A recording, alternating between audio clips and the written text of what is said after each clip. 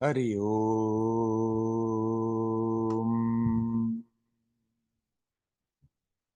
Hari Om.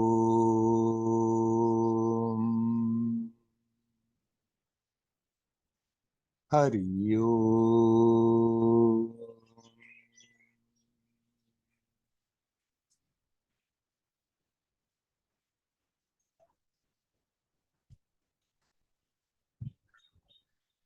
Hello, my friends.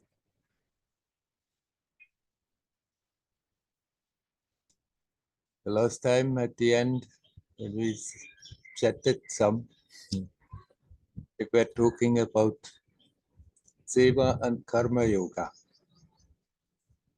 So let's dwell on that subject a little more.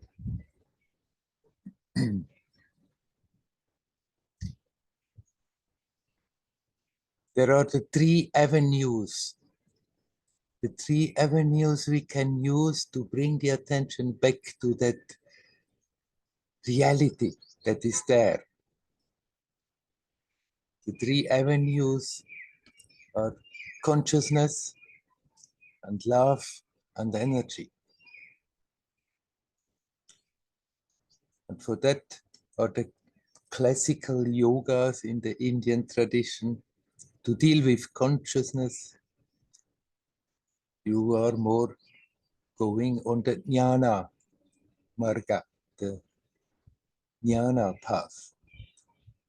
To go through the avenue of love, you are a devotee.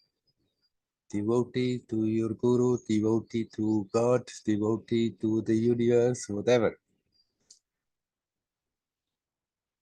And to reach back home to the avenue of energy, you are going more on the path of yoga. There are all kinds of subdivisions in the yoga, but basically what the yogi is attempting is becoming more aware of the prana, the life force, balancing out the life force and riding on the life force back home to that sense of being present. Now then, what is karma yoga?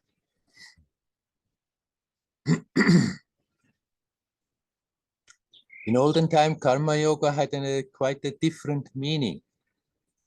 A karma kandi, one who was totally immersed in living his life according to the scriptures.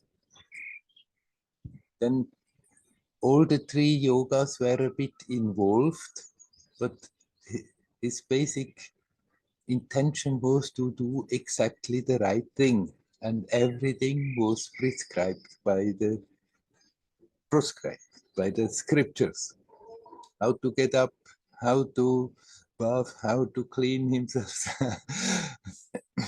And there was a lot of puja. The fireplace never really got cold. There was a lot of rituals, and there was a specific manner how to do everything the whole day long, mundane and spiritually. And so the karma kandi just try to meticulously follow the rules. But then karma yoga started to change its meaning. Now, in the modern time, people talking about seva, doing selfless service, and equal that to karma yoga. But how can we do seva and it really becomes yoga? How can we do seva, be busy a lot, but still make it into a way to bring the attention back to the base? You can do seva in different ways, in different moods. You can do seva more like a jnani and just more and more try to let the actions just happen, observe, give the impulses, and then just observe. Observe the mind, observe the emotions. Be in that witnessing space. That witnessing is happening anyhow. Or the jnana margi can also just keep on inquire. Who is doing this? Who is thinking this? Who is having those emotions, those reactions? It involves mainly the consciousness, both observing or inquiring. If one is doing the seva like this, then it becomes karma yoga. If that aspect is missing, if one just thinks, oh, I have to do this selfless work, then one is just busy. It's not yoga. One can do seva also in a different way, that it becomes yoga, more as a devotee. The devotee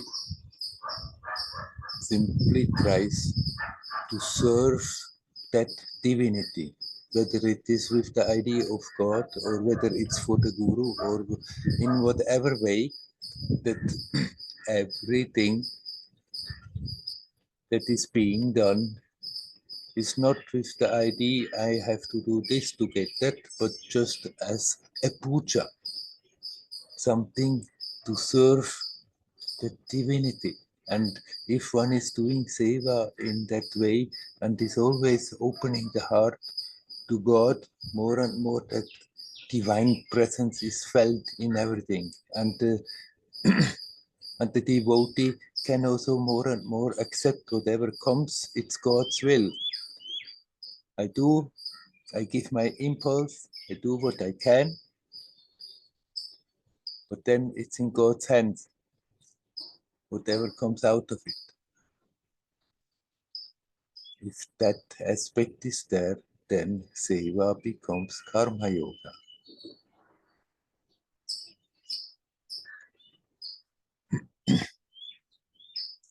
Or one can do the seva also more like a yogi.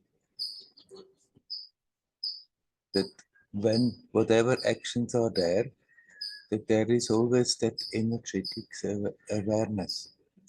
That one can be aware of the breath all the time, no matter what is happening. After all, we are breathing the whole day long. After all, that goes on day and night. And by consciously breathing, one becomes more and more aware of the subtle prana. And one can also very much include the body sensations, and especially also with the reactions that are happening. While being active, being with people, there are always a lot of little confrontations, sometimes big confrontations. And then if one learns to be energetically aware, learns to be aware of the breath, one can more and more just observe those reactions that come in those situations and learn to relax. And if one is doing seva in this way, the seva becomes karma yoga. It can be also, and most probably it will, a blend of the three ways, but one can have a favorable way to approach. It has to the external action. Even if one is doing good actions, serving some good purpose, helping people, doing something that is looked at as something very nice, if this inner dimension is missing, then that seva is not karma yoga. then one is just simply busy.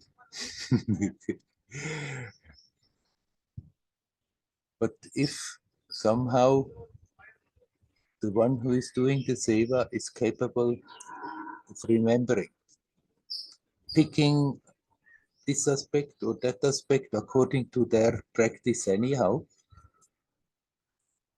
doing the seva with being alert, being here now, in all the actions, make the actions in itself a means to become self-aware, then you can call seva karma yoga. Without that, you're just busy.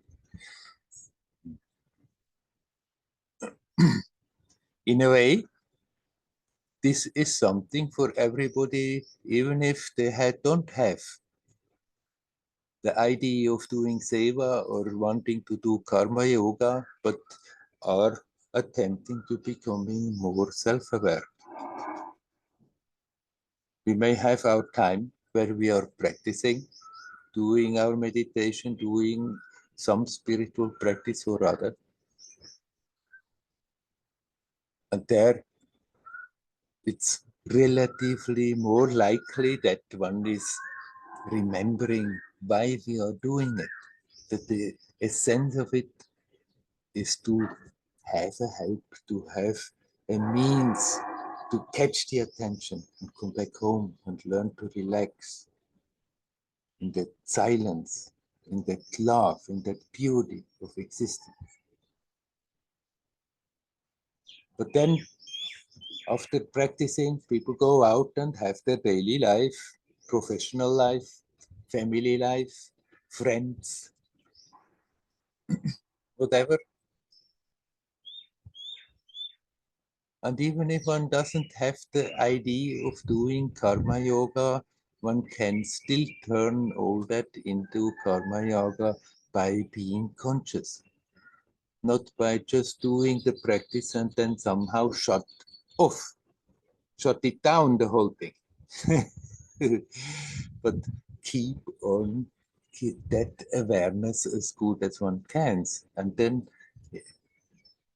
everything becomes karma yoga, not simply the seva that is looked at as a service for something, for some purpose, for some people, for some guru, for some organization, but every action can become then karma yoga.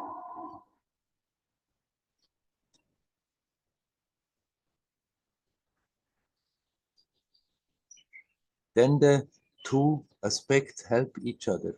The time where we are practicing is sharpening the awareness, the alertness, and then becomes easier for somebody who is practicing every day to remember during the daytime, during the professional life, during being with people, to connect, to be here now and relaxing. The one who is consciously doing that during the daytime, during the active time, will also have much more facility to practice, because then the mind is already tuned. The habit becomes stronger and stronger to look in the right direction, and then the practice also becomes easier. The two are supporting each other.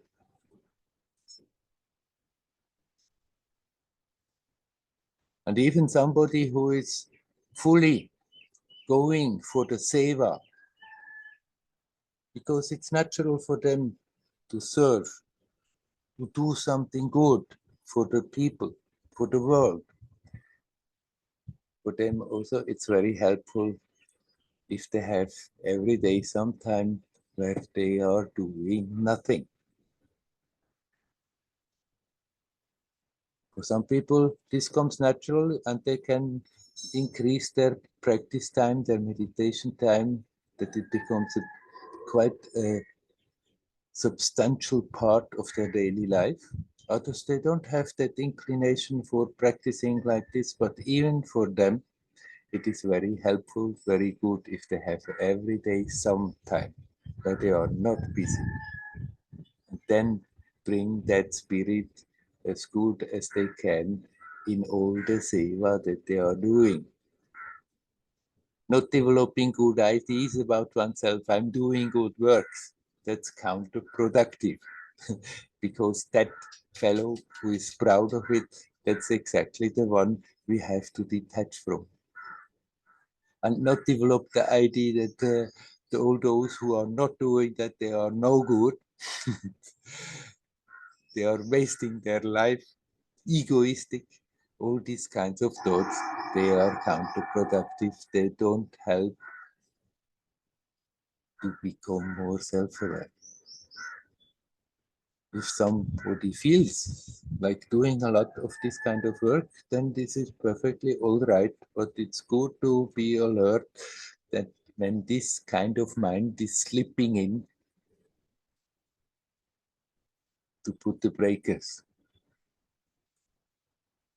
I just accept, okay, this is my story. This is how I feel like spending my time. And somebody else who is not doing the same thing is perfectly right to do what they feel is right for them to do.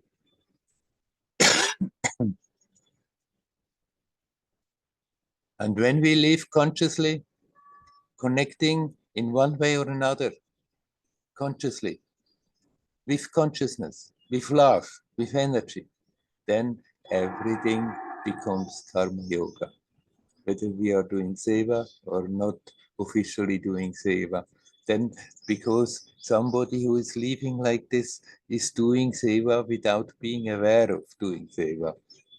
The more somebody is putting the energies and the mind at ease and creates that sense of peace, of detachment, of inner fulfillment, is actually doing a great service for whole humanity, because for them, their experience becomes stronger and stronger, and it will invariably radiate and benefit others who also try to go in that direction.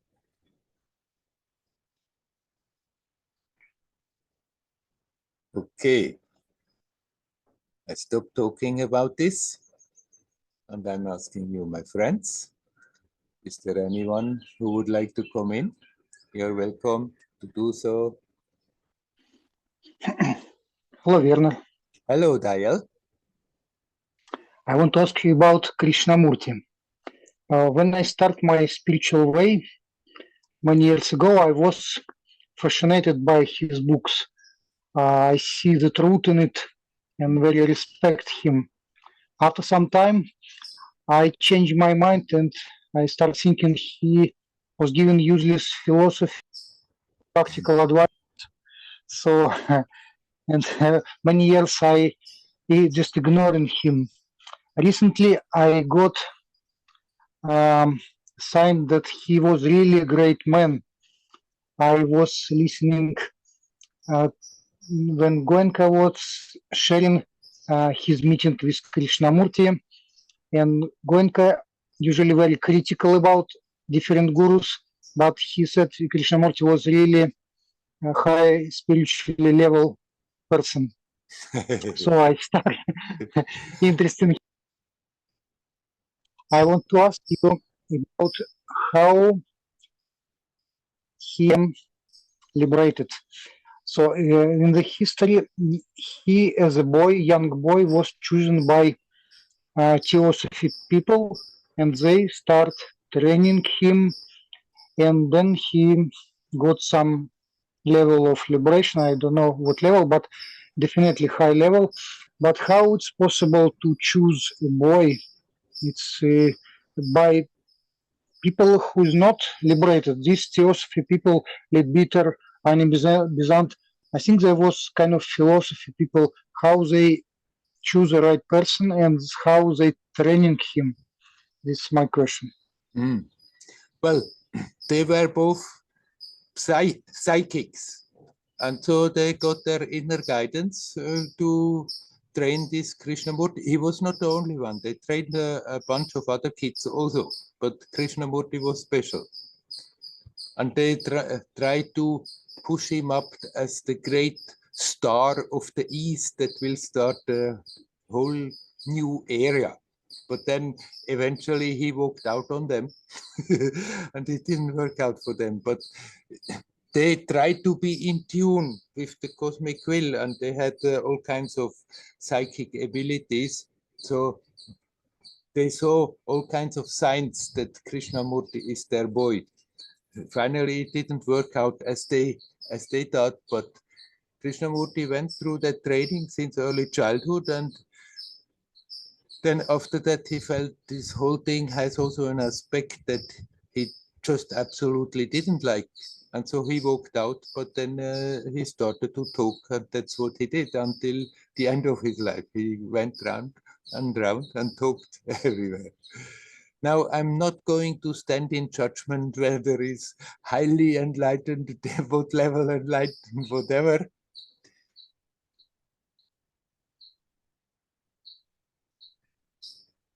In his presence, there really was building up something very beautiful when he was talking. At the same time, he was talking in such an abstract way that people could not do much with it. For the moment, yes, when they were sitting there, but then after that, very, very few people were capable of using Krishnamurti's teaching and then apply it in their daily life, because he was very subtle and very abstract. And most of the people just need something to hold on to. And that's what he didn't give. So both is there. He was a very special being, but at the same time, as a spiritual teacher for a sadhak, he didn't give much food where people could hold on to. I can understand how you were inspired reading his books, because they come from the heart and they transmit something beautiful. But then when you started to practice, all that stuff didn't feel very helpful. Because right, even Ramana, who was, I mean, talking from his absolute high position, he did talk to people in such a way that they had something to hold on to. He did give different things. Now everybody talks about self-inquiry when they talk about Ramana, but he was also asking people to do pranayamas or asking people to do mantras. He gave them something to hold on to, and Krishnamurti didn't do that. So his followers often are a bit lost. But anyhow, just his being here and going around and collecting people for so many years, he certainly had some good impact on people, on humanity, just by doing that. But for the sadhak, usually it is not very useful.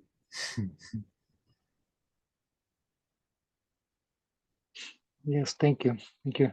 So the point was they choose the right person and what they did, the training of Krishnamurti, was it helpful for him, or what do you think? I think it has definitely helped him to grow up and open up, although he himself rather denied the whole thing that it was very useful later. But at the same time, I think without all that, he would not have had that intensity that he later manifested. But he didn't want to have anything to do with the whole hierarchy and all they were talking about later. So he just wholesale denied it. That is the one thing that I felt was not necessary, that he was so totally denying the value of anything else. I mean, instead of just bringing the positive aspect and helping people to connect and accept, okay, other people can do it very differently. he was very critical, very sharp, critical about others, and that is not necessary. But I mean, Gwenka is doing the same thing. He's giving people something to hold on to. So people, because of that, there is the organization, and so many people can do with something what Gwenka teaches, because he gives them a practice. And Krishnamurti didn't give that. But then, unfortunately, he also is very busy denying the value of anything else. But how can Krishnamurti deny the practice which was helping him? He was growing with practicing. How it's possible? Well, he thought it didn't do much after that. He said basically it didn't do much. The whole, I mean, they were involved in the whole hierarchy of masters and stuff. They used to go, let Peter used to take him out of his body and travel astral to the Himalayas to have teachings at the feet of the master. And that later, when he was asked about that, he said, I don't care whether this all exists or doesn't exist. It doesn't mean anything to me at all anymore. So he just completely brushed it off. Yeah, very strange story. Yeah, thank you, Werner. Hari Om, very Still, interesting your opinion. anyhow, I've met him 2 times and I felt something very beautiful and sweet and powerful with him. But there is a question mark whether people could really do much with it. For the moment, for the experience, it was great to be there in that energy, in that presence. But then those who really wanted to get somewhat more consciously alert and go deeper and deeper, they usually picked up some kind of other practice. Yeah. I was studying one of his books, and I was looking for practical advices, and I start making notice what is really can I do, and I did one page, and there was not much to hold on. Then from this page, what I was noting, I just find one sentence: just be aware. Nothing else can I get from Krishnamurti. Yes, Yeah. Okay. Thank you very much. That's good enough. Yes. Right. Hari Om. Hari Om. Hari Om.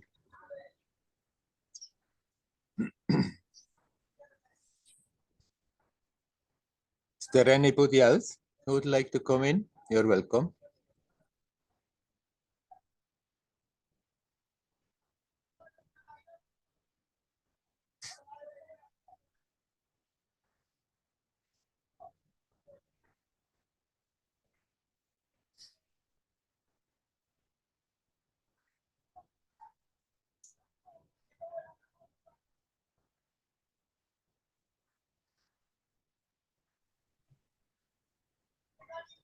Andreas, hello.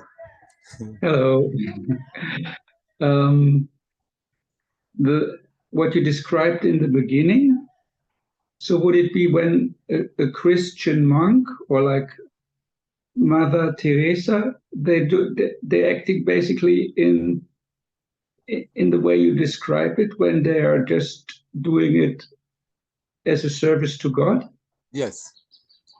Yes, you can say that. and so they would have some like spiritual benefit from it, or Yes. evolve in it, more even move more in the direction of liberation. Sure. It's all a matter of the attitude, how one feels when this kind of work is being done. I mean, one can do this kind of work that like Mother Teresa did and her followers in Calcutta, working, helping the real poorest of the poor. If it's being done with that spirit of worship for God. If that taste comes along, that that connection with divinity flows through them, then of course, yes, you can call that is karma yoga. If people do that and then somehow, because it's not a very pleasant work to do most of the time, and they get more and more into a bad mood and bitter, and basically that's their way they are going about their work, then actually it doesn't bring very much good into the world, because along with the external good, they also distributing their own tension, their own problems. Whether it's not so much the external work, but our attitude, how we are doing it, that turns it into karma yoga.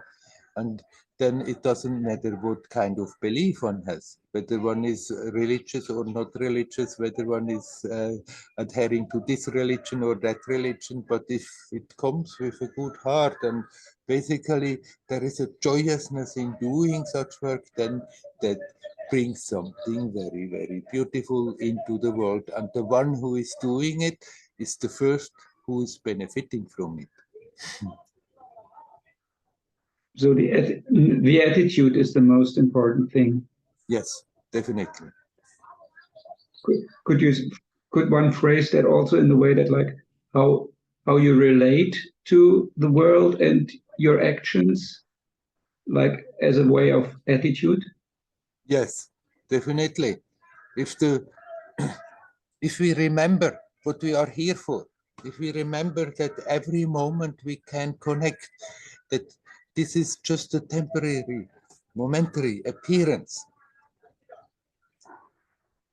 and then it changes the whole attitude with how we are dealing with situations, with how we are dealing with our work, how we are dealing with other people, because then it's not always that struggle of me, who want to squeeze out some benefit and advantage over others, but it's, the basic attitude is already given when it's an opportunity to become more self-aware.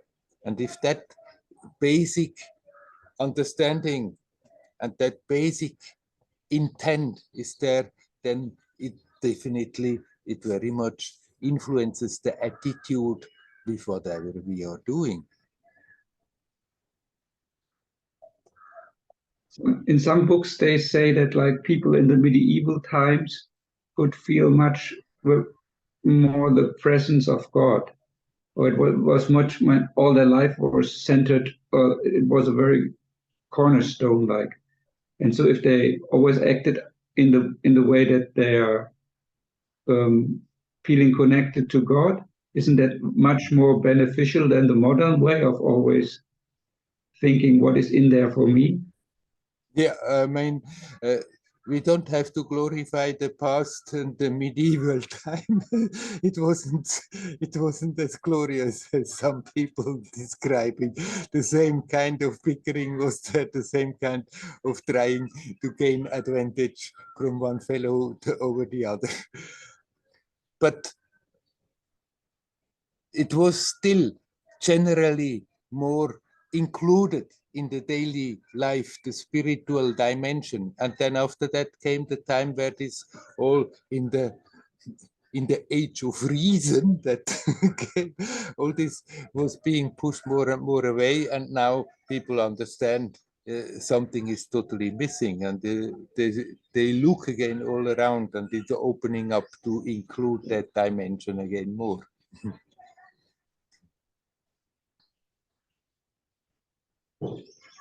Okay. Okay, shall we leave it at this? Ario, is there anybody who would like to come, say something? You're welcome.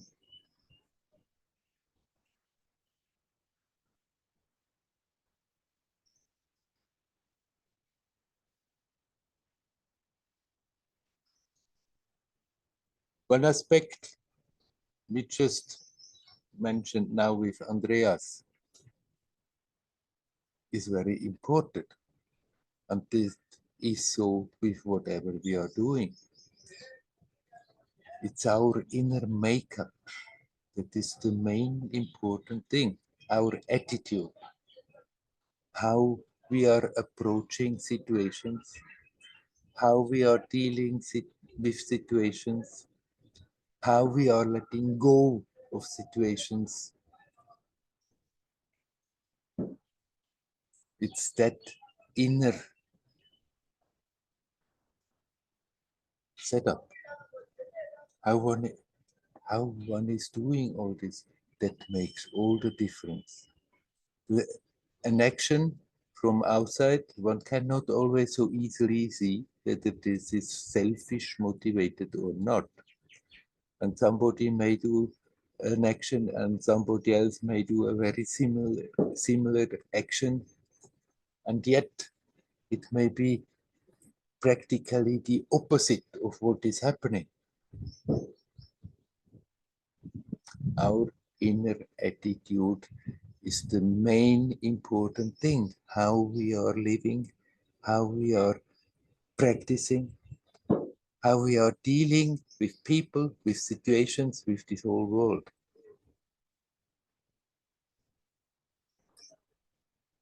The more we are becoming aware what really matters, the more we are setting our priorities.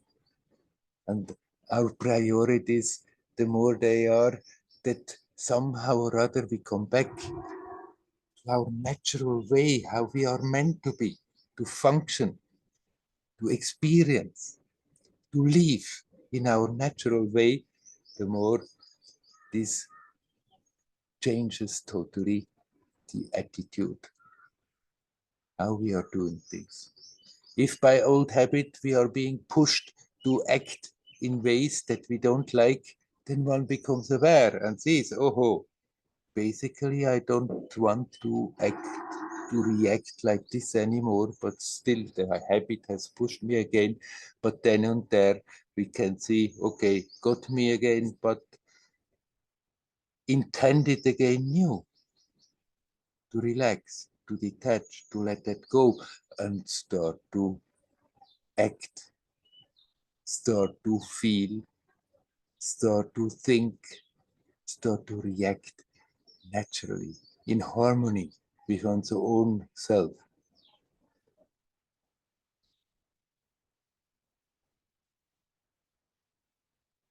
And the intent that we are feeding in our actions, that is very important. That makes all the difference, whether an action actually is helping consciousness to flourish and to expand, or rather is forcing consciousness more in that little bubble of the me, ID, that is so small, and the consciousness is locked into it, and everything goes round and round and round in that. It's definitely the attitude that matters most.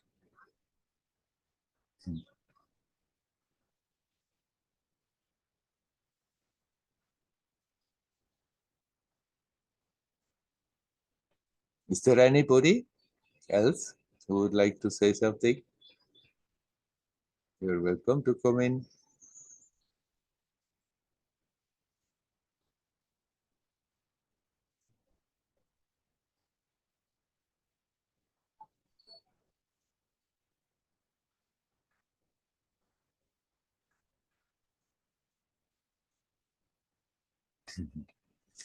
It's one of those days nobody wants to talk, okay.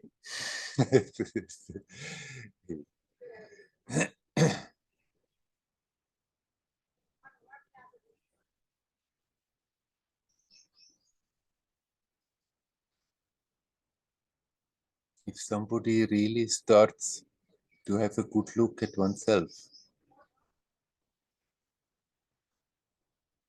if we sincerely see what is going on day in and day out, what is going on in my mind, what kind of things I'm thinking all the time, what kinds of emotions that I'm producing, what I'm at least opening up and inviting. They may come from somewhere sometimes, but still, I'm opening up and become a receiver of those emotions.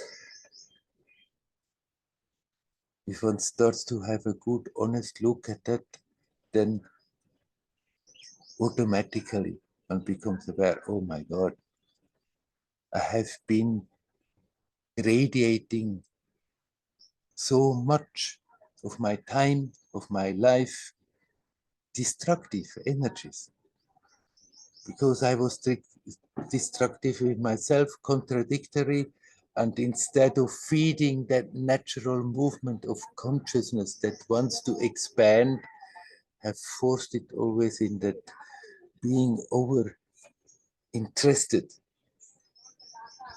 being totally caught up in that me, and that's what counts. That me is happening, happy, me is important, me must have what he wants, what she wants, and that is more important than all the whole world around. Everybody has that to some extent, but most of the time we have no idea how much this is crystallized, how much this is there, how strong it influences everything. For that it is necessary to stop, to look, to become aware what is really going on. And the more we become aware of what is going on, the more we will invariably start to let go things that we see we are hurting ourselves and others again and again and again. Because it's not natural to hurt. Somebody who is in harmony with oneself, with reality, with what is, doesn't need any rules of behavior, because they simply would not go out and hurt other people, other living beings unnecessarily. Why not? Simply because it's not natural. Why should they do so? It's only because people are so totally caught up and lose their awareness of being connected to all there is, that all these rules are there, all you should do this and you should not do that, and you have to behave like this and you have not to behave like that, to give a bit a general direction how to live, how to behave. But the more we are at ease, natural, the less these kind of rules are necessary, because one automatically lives in harmony. Sometimes there may be tough situations still. Sometimes it's necessary to say no. Sometimes one cannot fulfill the expectations of those people around. If one is honest with oneself, one may stop to fulfill a lot of expectations one did fulfill before, because we like to be appreciated. And once we have a good look at ourselves and honestly see there a lot of that kind of behavior has not helped anything, it has not helped to make the consciousness more pure and more expansive, but it was simply to fish for confirmation from outside. That people appreciate what one is doing, appreciate me as a person. All this is not important. But if that awareness is there, and it cannot come if we don't start to sincerely look back, look at ourselves, see what's going on, see how much we creating contradictions, see how much we can be destructive with our emotions, with our thoughts, and then learn to let that go, learn not to do that anymore. And the more one is clearing out the old habitual patterns like this, the more there is simply a conscious living being naturally expressing in this world, on this level. And this is the proper attitude one can develop, just be naturally oneself. And then the awareness is there that we are not islands. When we do something, actually we always immediately include the whole world. With all our actions, with all our reactions, with all our talks, with whatever we are doing to people, somehow, remotely maybe, the whole world is included. And those people around, they will start to benefit if one stops radiating tensions, if one stops radiating destructive energies.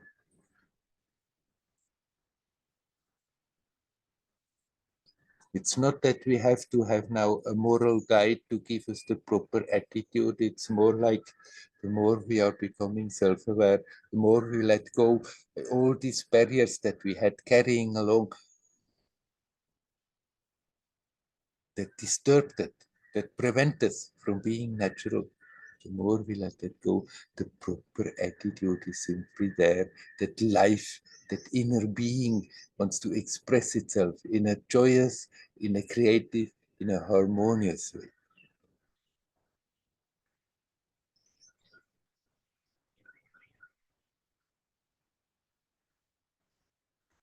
This is what we are meant to be naturally. And we have learned to be unnatural. And so our job, our first seva, is to have a good look at ourselves and start to clear out whatever is unnecessary, whatever we are carrying along. It always hurts and prevents us from being expansive.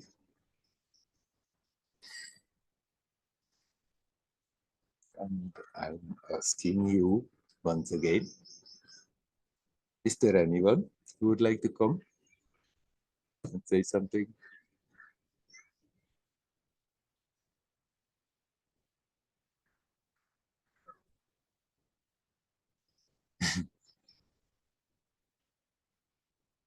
Hello, Lutz. Hello, Werner. Yeah, I want to share one story about my meeting with Krishnamurti. Oh, yeah. And I had good luck to experience him in Madras when he gave his last public speech. And one thing I want to say about it was that it was very impressive to see him. He was very, very old, very frail, almost couldn't climb the podest pitam they built for him, and his hands were shaking like that. They were not shaking from energy, they were shaking from kind of frailness. And so, but still the kind of the overall impression he made on me was like a king, like a marvelous being which was very upright and walked in a kind of unique way. It was such a amazing sight just to see him. Yeah. That was one thing I took from that. And yeah, he gave quite a long talk, and from that talk I almost remember nothing. Yes. Still, it was kind of fascinating the way he was describing things, and the way he tried to invite people to follow his concepts or understand his concepts. But basically, I felt everybody was kind of looking at him and waiting for miracles to happen, or kind of being overwhelmed by this intellectual beauty or the way just he was talking. But the remarkable thing happened after the talk he gave. I was together with some people there, and I happened to sit down on a table with one of them. He was from Lebanon, and suddenly, and I was just talking with him, and suddenly he got very angry with me, and he said to me, "I see in your eyes the same kind of coldness which I saw in the people who murdered my relatives." He was from Lebanon. There was there was a war going on those days, and it was very mysterious. I do not remember how this unfolded, but he said that to me, and I felt that he was describing something which is kind of alive in me, which was actually there. So it was a kind of strange meeting of myself, of realizing some part of myself which I had hidden from myself, or which I have put a big judgment on. Yeah. Some kind of very cruel side, some kind of warrior which is kind of merciless, some kind of killer, something. Yeah. So I'm mentioning this story because after being with Krishnamurti, after being in his energy, Yeah. these kind of dark things kind of came about. Yeah. It triggered the man that he saw that in me, Yeah. and it triggered also some kind of realization in me. Oops, that's also a part of me. So that to the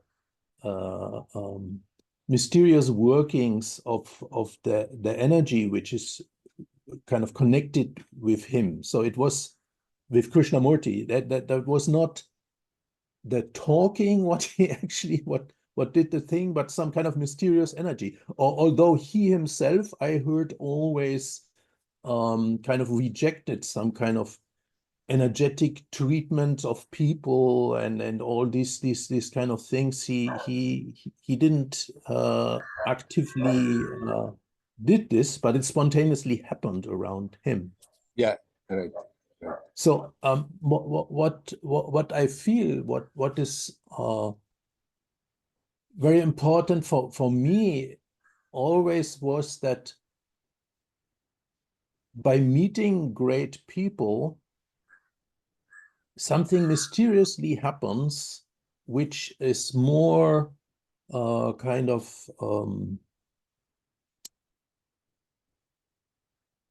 important or marvelous or something than any long time of practice. What I have done.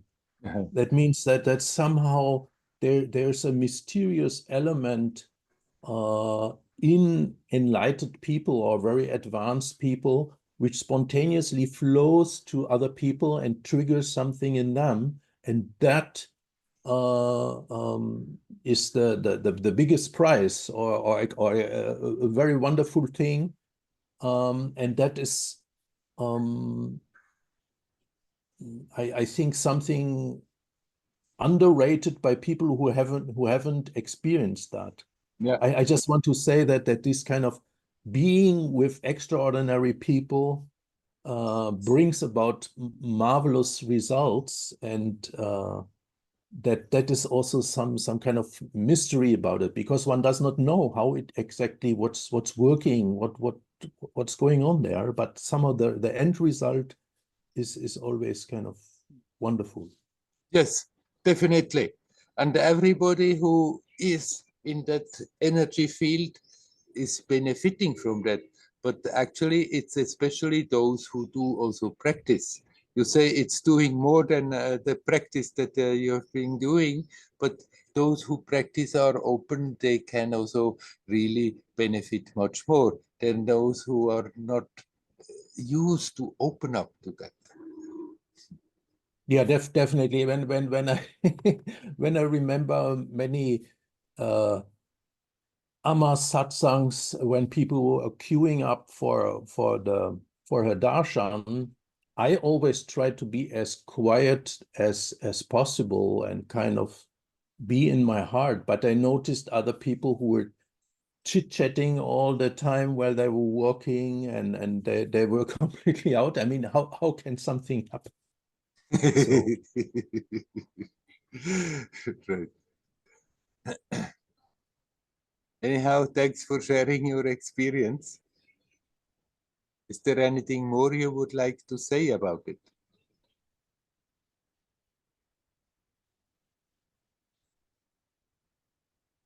yeah, maybe in a slightly different topic.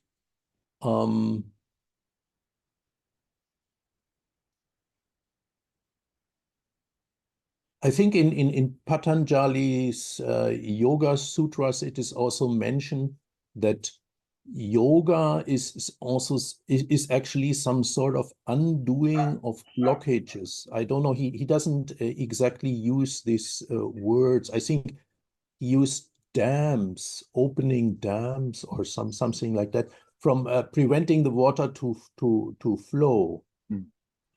So from my experience, I feel the most or not the most, but very important blockages to experience myself as a divine being are kind of psychological things or attachments to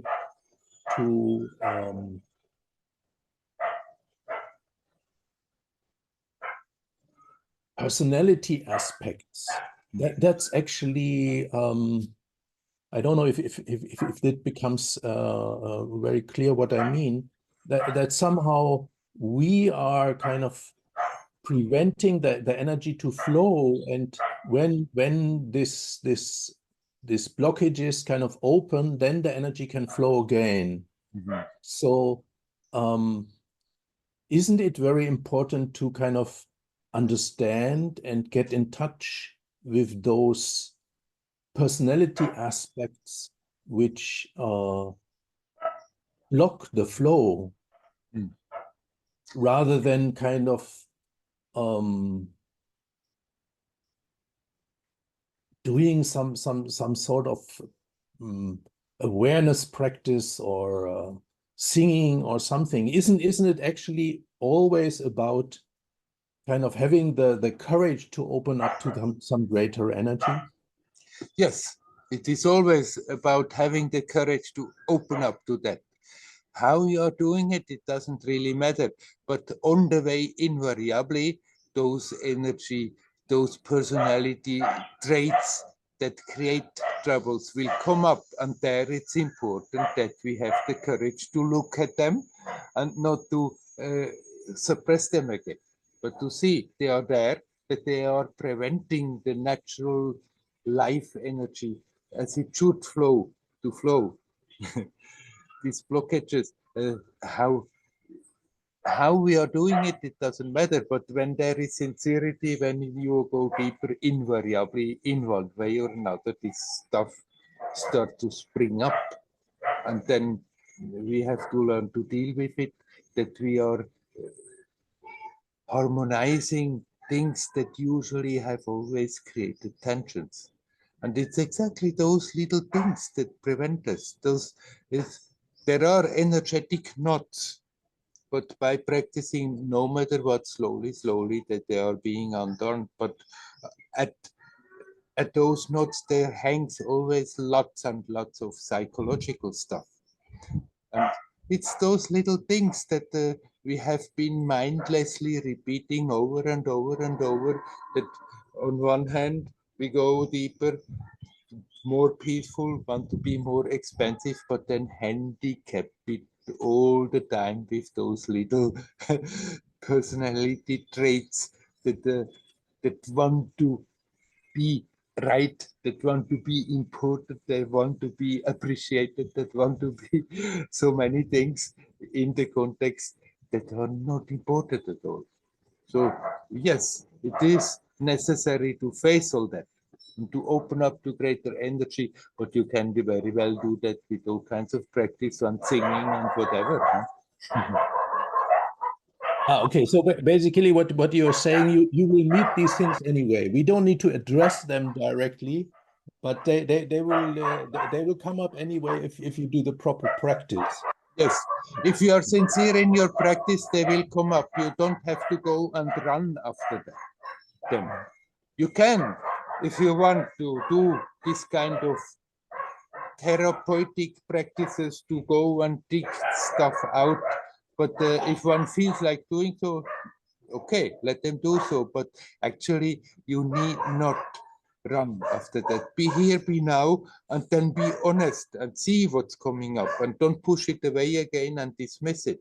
And when it comes up, there you deal with it, and you learn that we are not to recreate the same current, not to recreate the same knot, but see, okay, this kind of functioning has always created these knots that the energy cannot flow, because it's all that me person interest that is there predominant.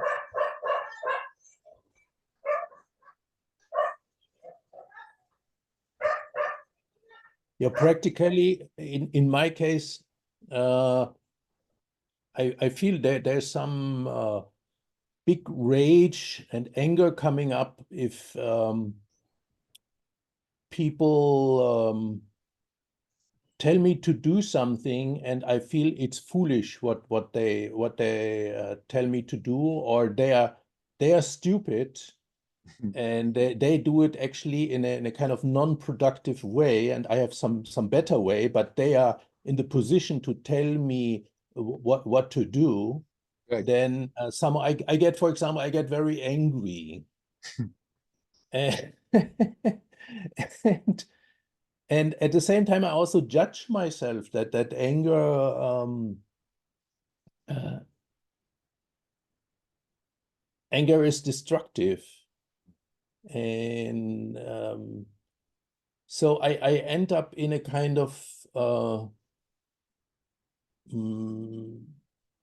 putting a brake on myself situation. And in a bigger scale, I think that's a very important theme in my life in general, that I kind of I deny some part of myself because I judge it.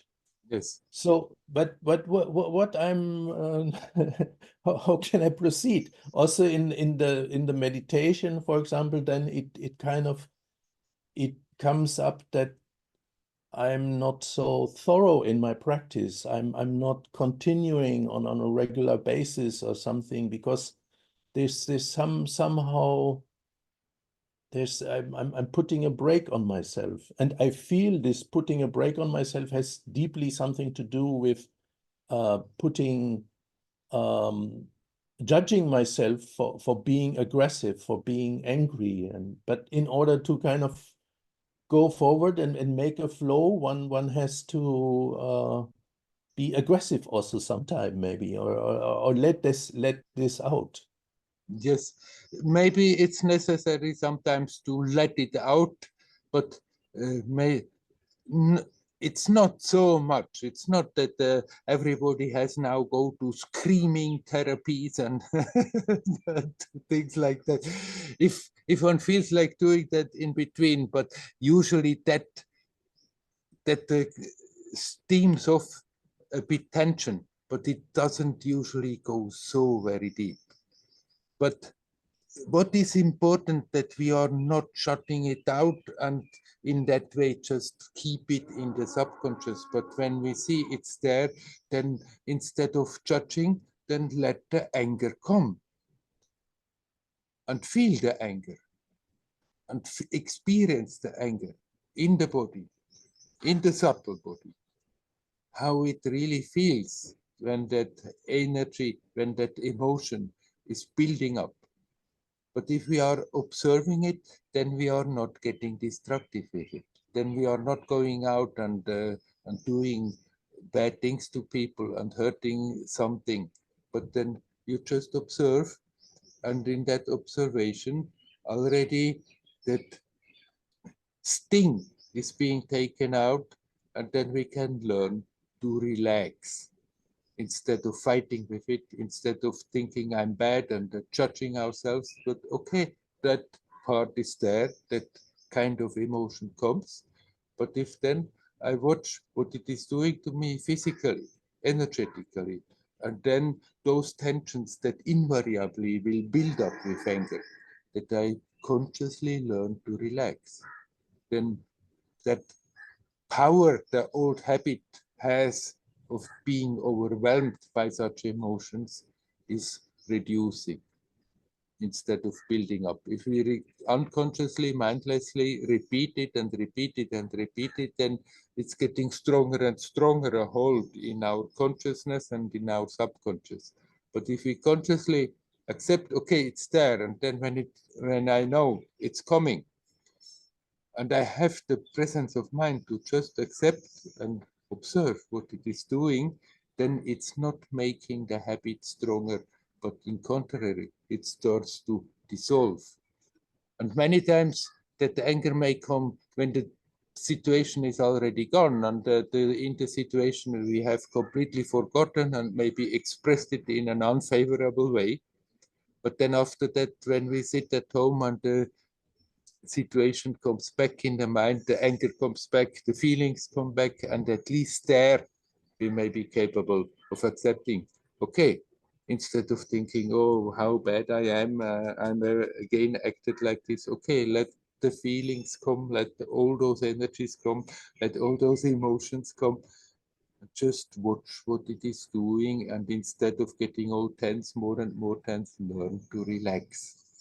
And like that, it's dissolving in a much deeper way than the one thing like catharsis, letting it out.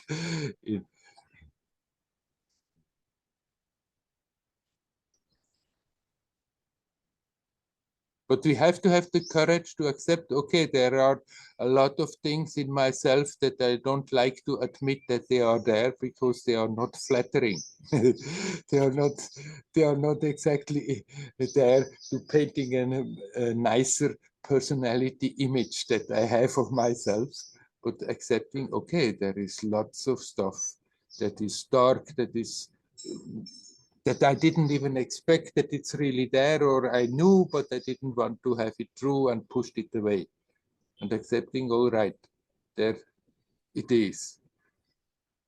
So instead of pushing it away, let it come. When it comes, you don't have to go and dig for it. You don't have to go and look for it. But when it comes, don't deny it.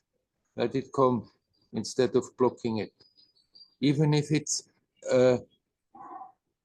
not constructive emotion, then we can turn it into a constructive situation by accepting it, accepting the energy that we are not liking, accepting that whole build up and see what it is doing and learn to relax in it. Then actually that negative energy can be transformed and become more expansive.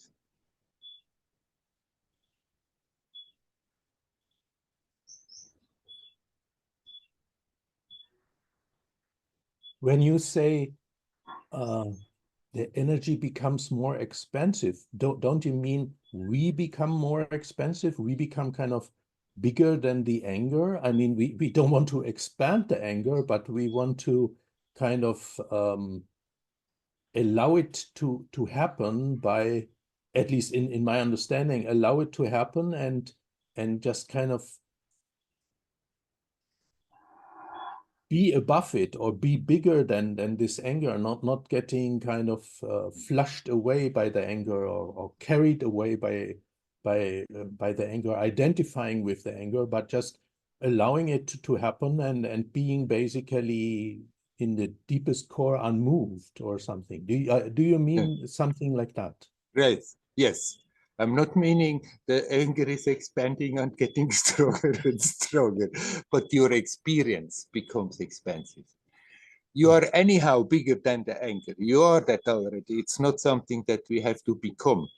But then when we are not struggling with such emotions that have had the tendency to make our experience rather smaller, if we accept it, learn to observe what it is doing, learn to relax instead of getting cramped and fighting with it, then in that situation itself, that energy that has manifested as anger can turn and more expensive.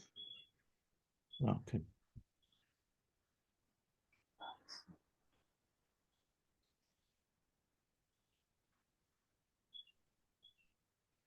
Shall we leave it at that? Yeah, yeah. Sounds beautiful, like the art of living, turning some kind of a difficult situation into some kind of positive experience or an enriching experience. Right. And that is basically possible all the time.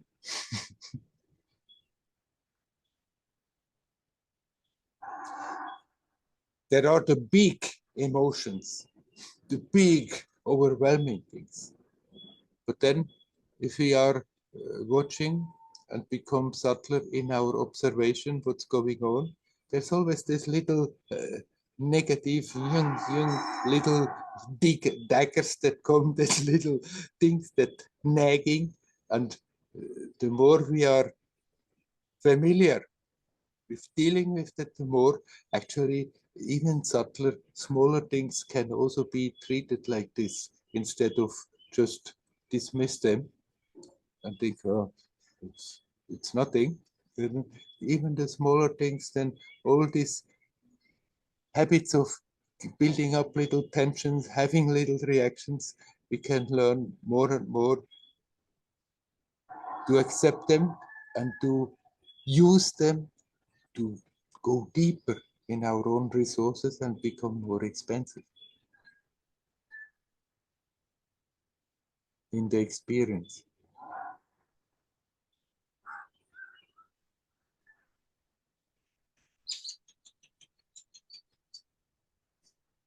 Hey, thank you. You're welcome. Hari Om. Hari Om.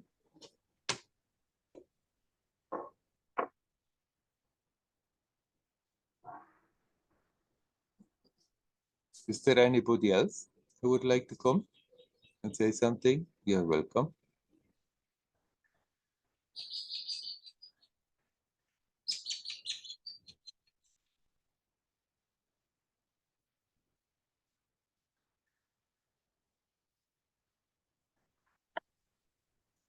Hello, Andreas again.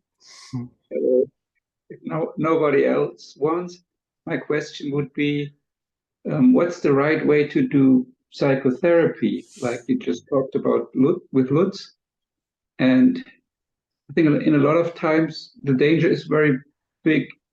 I mean, that like psychotherapy is just like rearranging your constructed world in a nicer way. Now, And are you asking this question as somebody who is doing psychotherapy, or are you asking it from the standpoint of what should the poor fellow do with one's own psyche? both, Both. in a way. Yeah. Like for example, in psychoanalysis, sometimes the people don't benefit at all and even get worse after therapy because they're, even if they're getting very well analyzed, they just learn what's all wrong with them. If it does, there's no healing happening. Yeah. But my question basically is, the big danger is that you just get more and more self-centered with this. You know, if you just all the time look for your blockages or you just spin around your ego all the time. And I think how to avoid that. The question is how to avoid that danger. Right. Of course, there are different levels how we are can do psychotherapy. And if somebody is already on the path that basically they want to become self-aware, that they want to become aware of the essence, then naturally psychotherapy also will be easier looked at as something to look at the obstacles, to bring up the obstacles, see what they are doing and learn how to let them go. But most of the people who go for therapy, they don't really have that attitude. They somehow they just know that they cannot function so well, and maybe they were forced into a therapy. And then their goal is just to balance out enough that they are capable of functioning in society.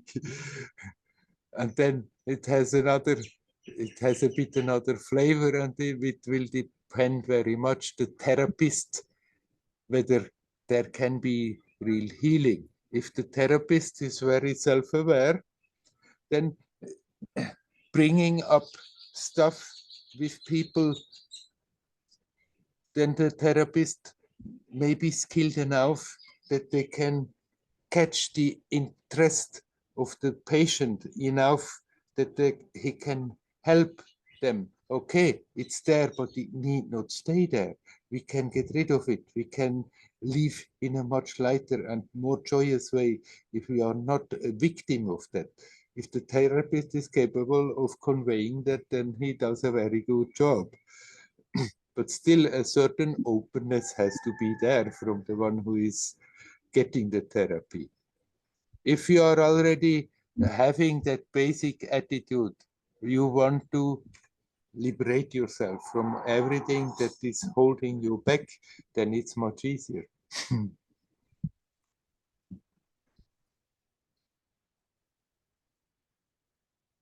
Okay. So it's your job as a therapist to somehow connect with yourself when you are doing it with people, which helps them, makes it easier for them to connect with themselves.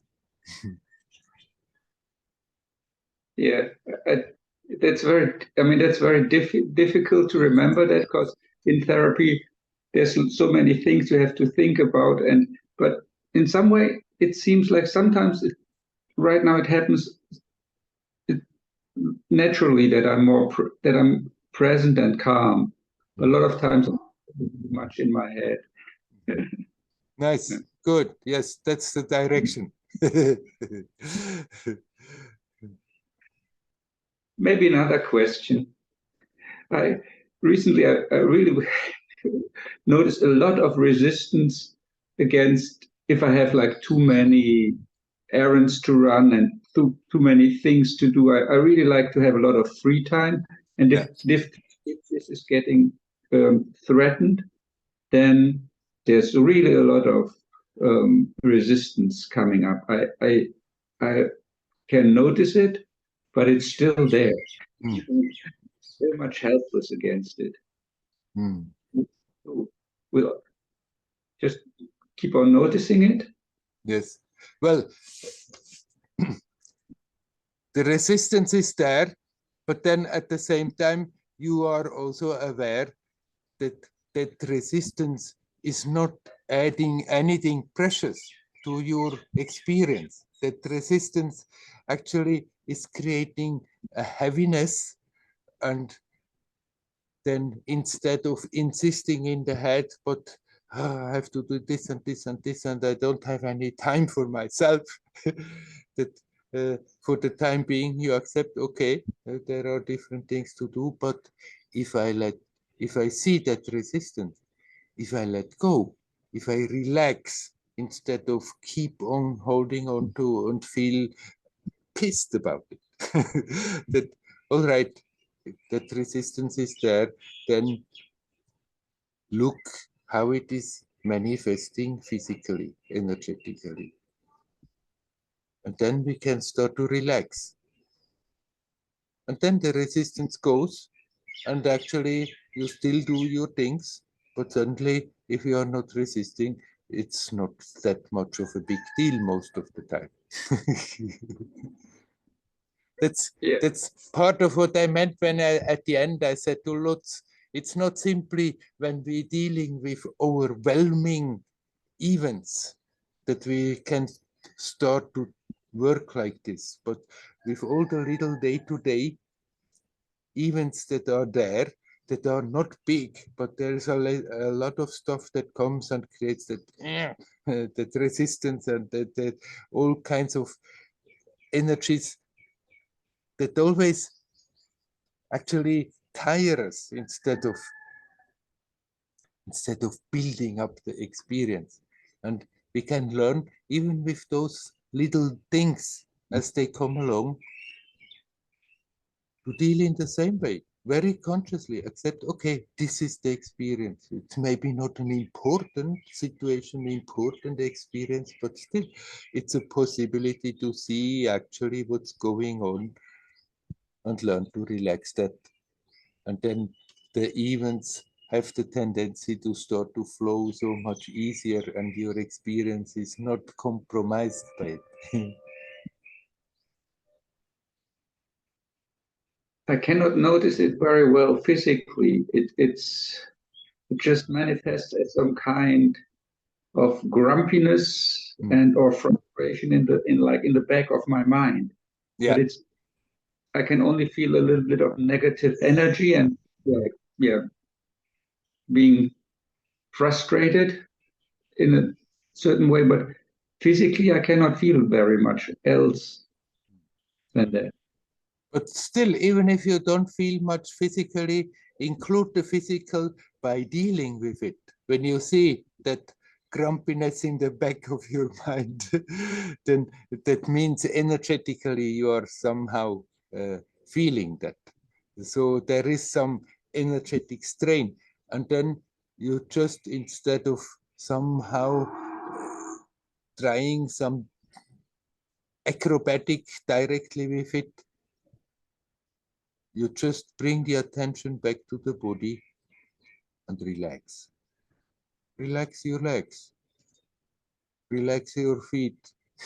Relax your arms and shoulders. Relax the whole body. And then actually the situation already starts to totally change flavor. And that grumpiness in the back of the mind, you can see it, and rather start to become amused by it than taking it serious.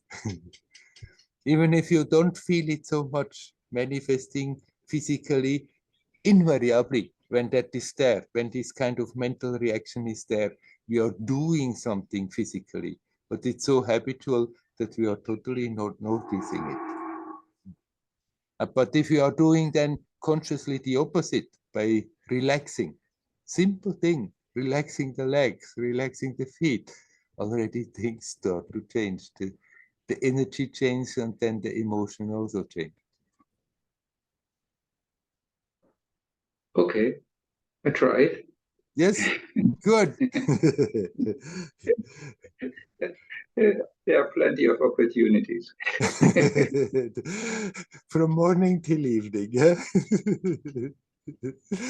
Yeah. Okay. Then we leave it at that. Huh? Yeah. Ario. Ario.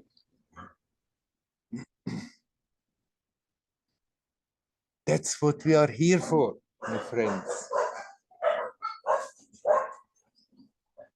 That's what we are here for. To see what's going on.